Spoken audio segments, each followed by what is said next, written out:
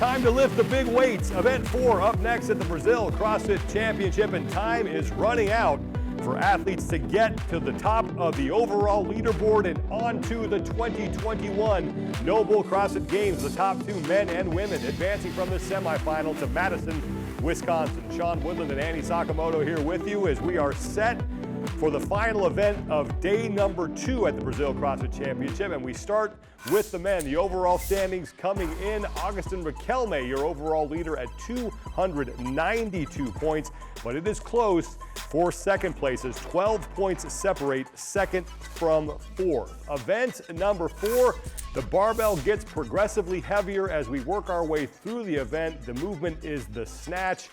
Strategy really key here in this 10-minute event. Right, Sean, you want to buy yourself some time on the front end so that you have time to lift that heavier barbell on the back end, but you don't want to go too fast so that you're so burnt out and so gassed that you can't lift that heavier barbell. So there's a real fine line of moving fast and moving well and not blowing up before that last barbell. Featured matchup for the men is up first. Joel Gadet and Neil Maddox have the call, and they begin with the box assignments presented to you by CBDMD.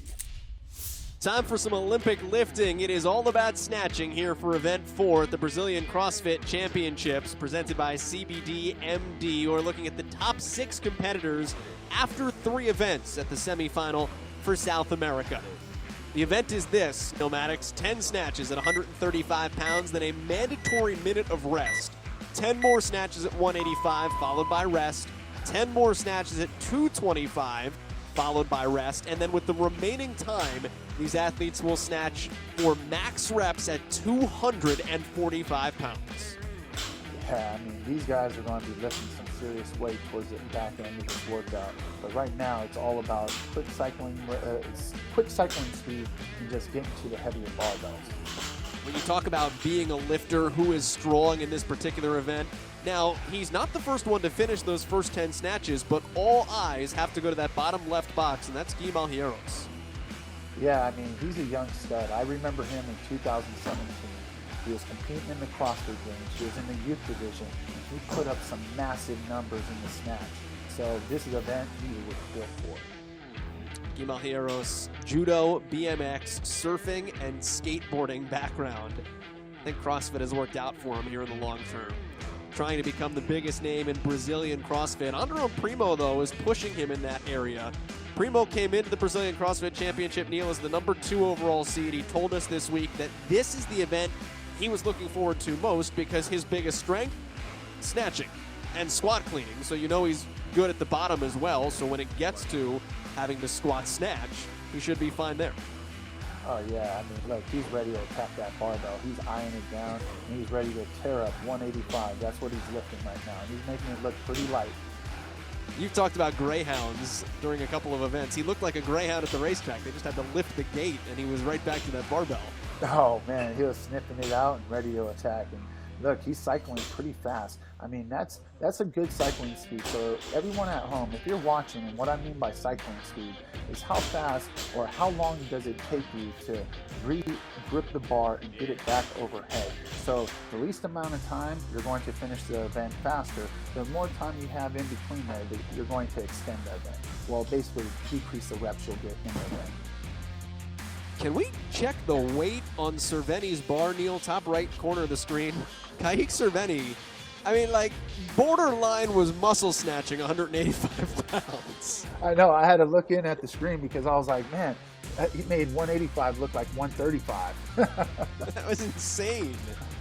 I mean, you were talking about cycle speed. Like, a lot of these guys at this point are already pulling ones. Cerveny said, I got to do 10. All right, fine, here we go. Let's do 10.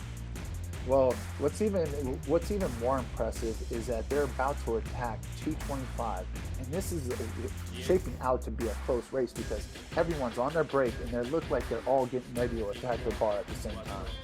Yeah, and that's interesting because all of these athletes are kind of competing in the same windows. Omar Martinez, who's right now 2nd overall in the standings, is the first one back to the barbell. Nicolas Bidarte just behind him out of CrossFit Culmination, actually, in Las Vegas. It's usually where he trains. These athletes are pretty much in the same window, Neil. So it's going to come down to what is left in the tank and how they pace themselves for that max rep window at the end at 245. Oh, I mean, you can't blow your legs up too big.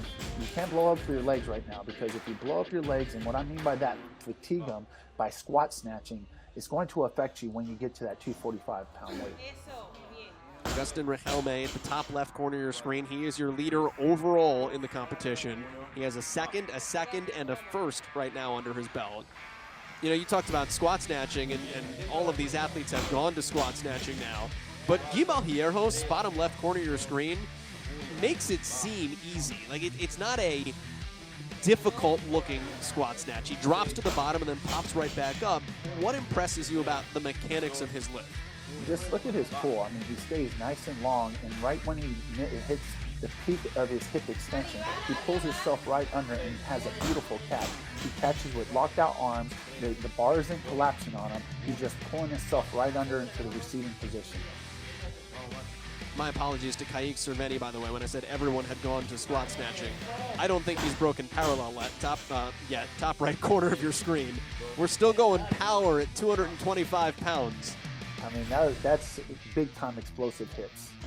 Big time. I kind of wish, I kind of wish we could have seen him at the Mid-Atlantic CrossFit Championship now. We were just throwing out 300-pound snatches. Kaique Cerveny, and he is in good position here to now go to that final round at 245 for the max reps. I know, it looks like every single athlete is transitioning at the same time.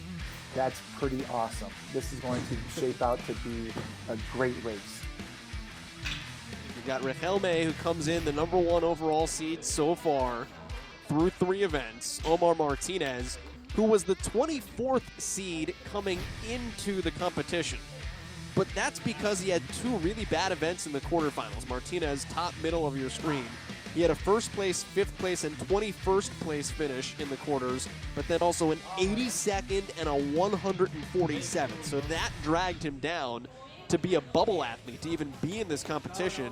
But based on some of his other results, you clearly know he's capable, and he's shown that so far this weekend. Omar Martinez right now is in a games qualifying spot. This will be a big event for him, as Malheiros, Primo, now Cerveny, and now Richelme are all going to work here in this max rep window at 245 pounds. Yeah, they're attacking a heavy barbell. Right now, everyone at home, the way this load feels, just to give you an idea, is it's going to feel like you're dropping yourself under a ton of bricks. Especially once you get closer to that 1 minute remaining, you're going to see these athletes really go after this barbell and really attack it. How do you attack these next 3 minutes and 45 seconds? You know you're going for max reps. You know it's a heavy bar. You know you have a lot of time. How do you pace yourself now? Well, you're going to feel out the weight. I'm wanting to gauge how rep 1 feels.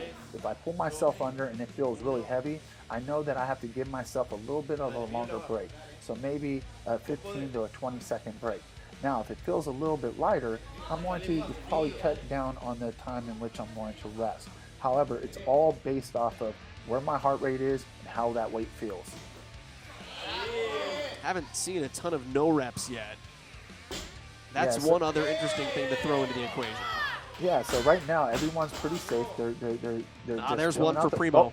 Primo right there, bottom right. I mean, he just barely missed it. So he's going to have to start dropping into it and catching it a little bit lower into that squat snatch. How devastating is that from a time standpoint? Because when you have a no rep, you almost reset in your mind, Neil, don't you? I mean, Primo goes back to that rig. He's taking extra time. Make sure I don't have 2 no reps. You burn extra time you wouldn't have normally.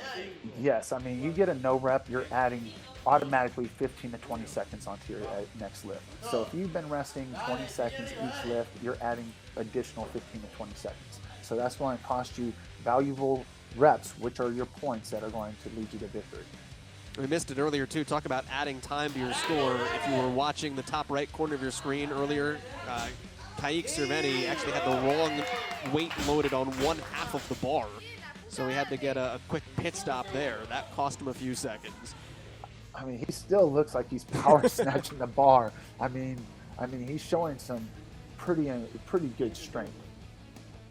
He sent an email to us this week. We were able to talk to him before the competition. He ended it with one word in caps: unstoppable. So you know where his mindset is, trying to chase down Guilherme Malheiros, bottom left corner of your screen.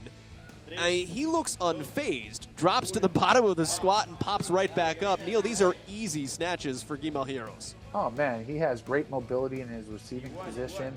And like I said, he's just pulling himself under and has just a great sticking position where he's catching with locked out arms. And he really hasn't shown too much failure in any part of his body. So this guy is looking strong. Yeah, I mean, it's the little things. Richelme, top left corner just above Malheiros. On that last snatch, maybe caught a little bit in front of him, took a couple of steps forward. You're not seeing that. These are all, and as I say that, Malheiros does it. But everything is pretty textbook, bottom left corner, and that's why Malheiros right now is in double figures with these snatches. Under a minute to go. Yeah, I mean, you just saw it right there. Ooh, and a miss. Yes, yep. So these are the crucial reps right here. Every rep counts. These are the crucial reps. I'm looking to see who's going to pick up that bar. Primo's attacking it. Anderon Primo, 40 seconds, stands it up. Nicolas Bidarte. He does stand up that lift. But that took a lot out of him. And now how many more attempts can Bidarte get with 23 seconds remaining? Bidarte, part of that Underdog Athletics crew, trains with Carrie Pierce in Vegas, back in Argentina for this competition. 10 seconds left to go for him, trying to make a move from the 5th place spot before the event. 6 seconds left. Malheiros tried to get another, but couldn't get the pull. Primo does get under the bar, and it's 47 reps for Primo and for Cerveny, but they are one off the pace of Guilherme Malheiros, the king of the snatch, again in 2021. It was a close one between Gui Malheiros, Anderon Primo, and Kaique Cerveny in Event 4. Cerveny misloads his bar to start the final round, then misses a lift 2 attempts later, and it was too much ground to make up. Primo was in contention, but he fails a rep and has to take a lengthy break. Malheiros has a multiple rep lead before he misses a lift too, but he rebounds nicely to hit 3 lifts in 30 seconds, narrowly escapes with the win by 1 rep. And that last rep was huge for Gui Malheiros. 48 total repetitions and 100 points will help his cause in the overall standings.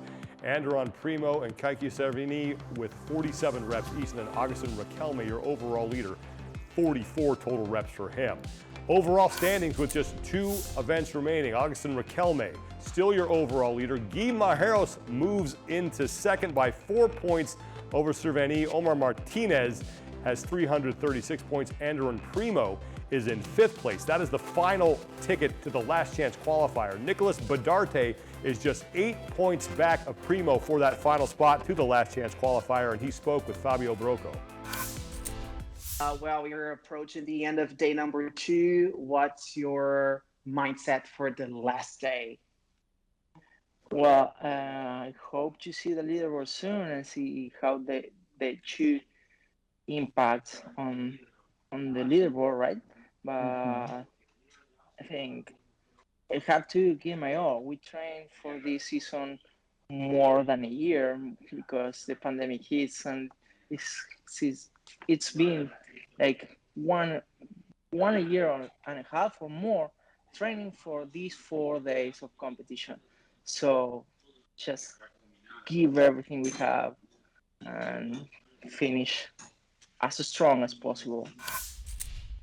Bidarte's trying to get into the top 5 and keep his season alive. Gui Malheiros is just trying to hang on to that second spot. And he's got to find some consistency here. He's kind of been all over the place a little bit. Right, that Event 4 win was great for him, and it was obviously very necessary, but he really needs to stay away from these 7th and 6th place finishes. He needs to stick with the wins. Yes, he right now has that second qualifying spot, but he's only 4 points up on Kaique, and Kaique has been so much more consistent thus far. He has no finishes outside the top 5, so Gui really needs to buckle down and focus for these last 2 events. Event 4 up next for the women. The overall standings for them coming into this event.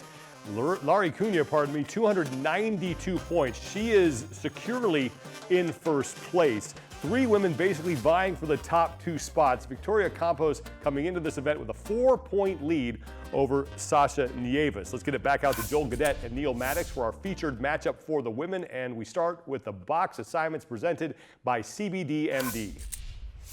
Did somebody say Olympic weightlifting? Let's get ready to snatch here. It's event 4 for the women at the Brazilian CrossFit Championship. This is the semifinal for South America. Neil Maddox, Joel Gadet. Neil, we've got 10 snatches at 85 pounds, then a mandatory minute rest, 10 snatches at 125, a 1-minute rest, 10 snatches at 145 and a 1-minute rest, and then in the remaining time, it is max snatches at 165. It is a 10-minute event. Neil, we look at 6 of our 30 competitors. These are the top 6 after the first 3 events. How do you break this thing down? I mean, it's all, just speed. I mean, it comes down to cycling speed. So it's going to come down to who wants it the most. These first opening 10 are going to be crucial because it's setting you, a few seconds ahead of the next competitor. What I'm going to look at is what's the strategy on the second round of barbells. If you notice, all these athletes flew through that first round of barbells.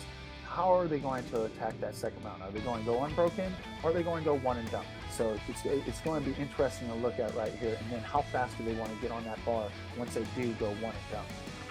A couple of things you'll notice here. These athletes are getting help changing out the weights on the barbell. There are 2 legal ways to attack this. You can have people change out the weights for you, or you could have several different preloaded barbells. The other thing you'll notice is Sasha Nievas is getting set to go after her second round of 10 snatches. Props to her, because it looks like she's doing this event while class is happening behind her. So way to use the space in the best way possible. I know. I mean, you got a cheering crowd right there for sure. Nievas is the first one back to the bell, and look at how quickly, look at the way she attacked that barbell once she was released from that minute of mandatory rest. Yeah, I mean, obviously she has some serious years behind this barbell because she's cycling it so easily. But I'm looking at Amanda down in the middle right there. She has a nice quick turnover, nice power catch. She isn't really moving her feet. She's staying smooth and efficient, trying to burn the least amount of energy. And yes, it looks pretty awesome. I love this event. And watching for parallel here as all of these athletes progress, as Nievas is now done with her second round. See who starts to squat snatch first, and then what that means for these young ladies as they continue to expend energy as we work past now 2 minutes into this 10-minute time cap.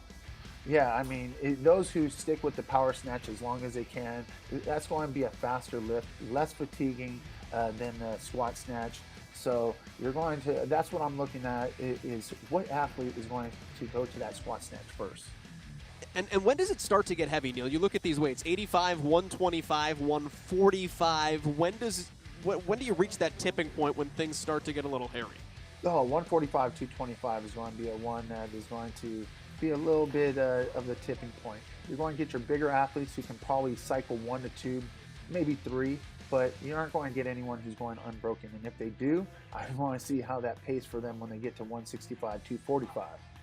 We have released Sasha Nievas back to the barbell again. Top right corner of your screen. She's the only one going to work here. Nievas is just cruising. But Neil, this is her wheelhouse. This is a perfect event for her. She comes in with a 3rd place, 4th place, and 5th place finish. She is 3rd overall heading into event 4. She is a youth Olympic weightlifter, went to the Youth Olympics in Nanjing, China back in 2014, actually has the Olympic rings tattooed on her legs. So when you see this workout come out of your Sasha Nievas, she knows she needs points here, and this is a place where she can use it as a separator. Oh, big time. I mean, you got to take it to your advantage. Whatever your strength is, you got to push the dial. I mean, look at Larissa over here. She just is getting on that bar, trying to move the least amount. Great turnover. She actually is going into a squat snatch right now. I want to see how that's going to affect her in the later round. Yeah, Cunha comes in the number 1 seed. She has a 1st place and 2 second place finishes. Victoria Campos is an interesting case because you contrast her with Sasha Nievas, who has such a great weightlifting background. Not that Campos doesn't, but she is such a gymnastics and cardio expert. She won event 3, Neil, by 2.5 minutes. Smoked the field. She did it in 17 and change. Nobody else did it in under 20 minutes. And now it's a much different type of event. So how does she do here and how well-rounded is her fitness will be the key to whether or not she can position herself in the top 2. Of course, the top 2 go to the games. As we know in the past, if you have a great endurance athlete who's really great at endurance, they usually lack that top-end strength endurance. So this is where it's really testing her strength endurance. And, you know, as you can see, she's already squat snatching. So once you get into the squat snatch right now, it's going to have some profound effect, especially in the later rounds when the weight gets a little heavier. Luiza Diaz just dropped the barbell bottom left corner of your screen. So she'll take her 1-minute mandatory break. The 29-year-old out of San Jose in Brazil. 3-time regional athlete. Her best was in 2018, the last time she was there. Amanda Fusuma has just finished, bottom middle of your screen. So we're now getting to the point of this event, Neil, where we're going to go into max reps at 165 pounds. And your score for this event is the amount of snatches that you do. So what you pick up over these next 4.5 minutes is going to be all the difference in how many points you earn. So basically, we have one athlete who's lifting that weight currently right now. That's the 4th lift for Sasha Nievas, top right. Yes. And then we have Larissa, top left. Is she on the same? Yes. Yeah, So, Cunha is now lifting in that final window. So that's what I'm looking at. I'm looking to see the split difference between when you're doing the one and dump. How much rest? Yes, how much rest, how much time. If you look, Sasha still looks really fresh, and she's cycling that bar pretty easily. She made a little bit of an adjustment, but then if we look top left, Larissa, a little bit of a longer rest. As you notice, the weight's getting a little bit heavier, and it's pushing her to that breaking point. Neil, how would you, if you look at this and you say, I've got 4 minutes to do as many snatches as possible at 165 pounds, how do you set that up in your mind in terms of a plan of attack to best utilize that time and not completely wear yourself out? That first minute, I'm going to basically find a rhythm in which I can perform a snatch that's going to not allow my heart rate to spike too high, but not get too much fatigue into my legs, so I can still stay nice and tight on my catch and stand the weight up. So basically, I'll find that rhythm. Typically, if it's the male weight, I believe it's 245, but for the female weight, it's 165. For the male weight, if it was me on there, I'd probably get about maybe one every 15 seconds. It just depends on where my heart rate is, and if it feels heavier, then it's one every 20 seconds. But at that time, I'm watching the clock because I am pacing myself off that clock to figure out which is going to be a smooth transition. And then within that last minute 30 is when I'm really going to put my pedal on the metal and push it and really challenge myself to maybe go one every 10, maybe every 15 seconds. That clock at the bottom of your screen is counting down. It started at 10 minutes. These athletes are all now lifting in that final window that Neil was just talking about. Julia Kato, bottom right corner of your screen. She wins for most colorful setup, by the way. Got the green and yellow competition plates. I think that's also a pink barbell for her. She came into the Brazilian CrossFit Championship as the 8th seed. The top 2 earned tickets to Madison here at the end of the competition. This is her first year in the Open, though, Neil. First time she's really been exposed to this level of competition. She was on a team at the Brazilian CrossFit Championship in 2020. That opened her eyes to what she can do, and here she is, hanging with the big girls, so to speak, throwing down in the top 6 here after 3 events. I mean, she came in with some experience. Just having a little bit of experience builds that confidence, and by having that confidence, it allows you to reach your potential and compete on the stage where she's competing right now. Yeah, called herself such a baby in CrossFit is what she said, but it's cool for her to know that she hangs around with the big names in Latin America and in South America as Sasha Nievas just continues to work. Her tempo is incredible. She keeps up this pacing. Neil walking it back up to the barbell. A little bit of extra movement there, but it's just seemingly a timing mechanism for her to keep her on pace.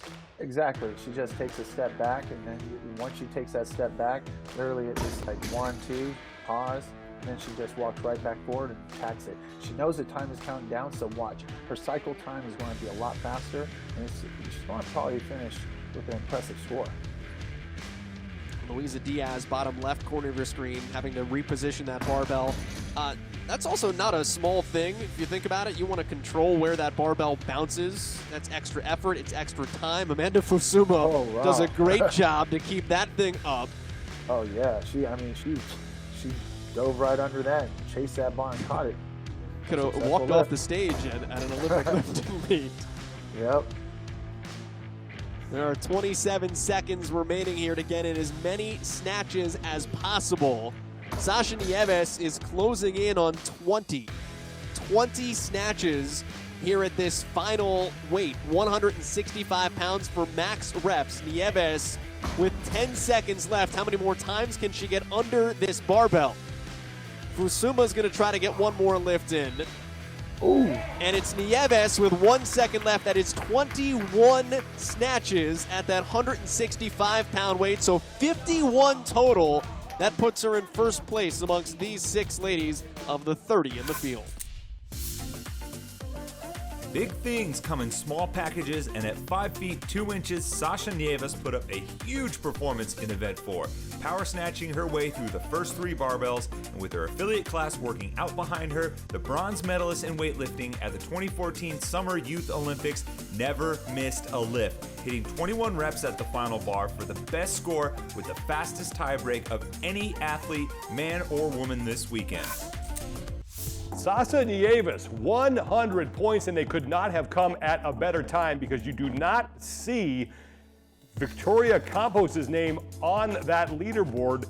That is big for Nieves as she looks to erase that 4-point deficit. Gabriella Moratti, she takes second with 50 reps, and there's Taya Nunez, Tasia Dada, and Julia Kato in a group of women with 45 total reps. Lari, Cunha, and Sasha Nieves now tied at 364 points. Nieves goes from 4 points down to Campos to 50 points up and setting herself up nicely for the final day of competition. Gabriella Moratti is looking to find her way back into the top 10, and she spoke with Fabio Brocco.